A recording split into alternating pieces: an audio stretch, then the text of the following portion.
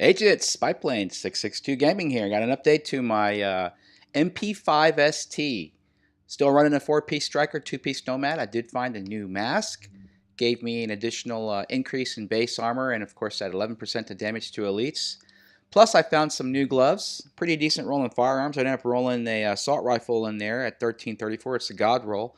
SMG was pretty close too with 942. But again guys, that mask came with an additional 11% damage to elites, which now puts this character with this MP5 ST up to 33% damage to elites. If you proc a water, that gives you an additional 20% damage to elites for a total of 53%. Unbelievable build, guys.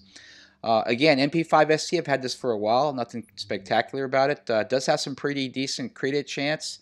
Damage output's 19.6, but it's got self-preserved as a talent, which is okay for me. Self-healing 3%. You know, you might not get too much from that, but it does have Deadly and Ferocious, which I rolled into that in the free spot. Gives me an additional 10% to elite and named bosses. Pretty decent. Standard SMG mods, loud vent break, crit hit damage, headshot, and crit hit chance. Pretty decent. Grip could be a little bit better. Magazine's okay.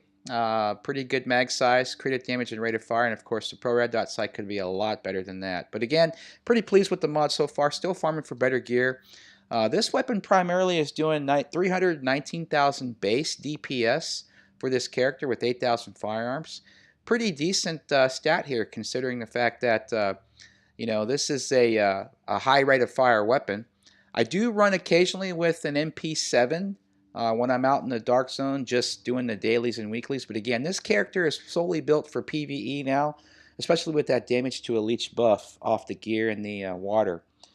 Now, obviously, as you can see, he's doing 319k base damage with MP5.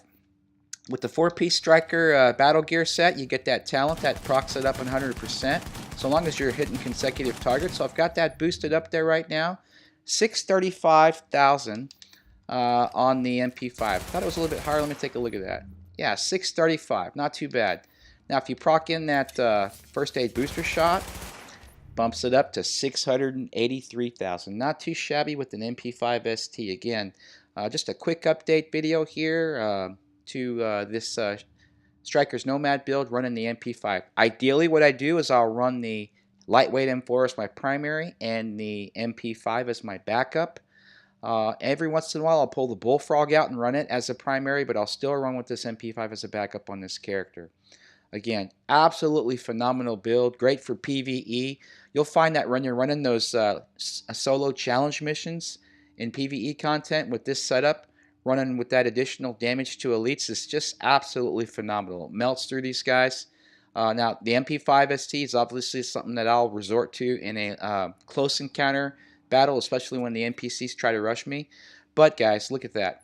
With that magazine count of 67 bullets, and of course 63 on the lightweight M4, I could probably shred through the majority of their rush in no time with these two pieces of weapons.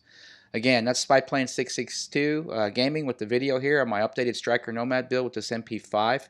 Good damage output here with all of the procs built into the Striker's battle gear talent, and of course the first aid booster shot. Drop a like if you liked the video. Leave a comment if you have any recommendations or suggestions about the build, or if you want to get together on Xbox One and just roll around in the light zone or maybe even the dark zone. Y'all take care. Have a great day.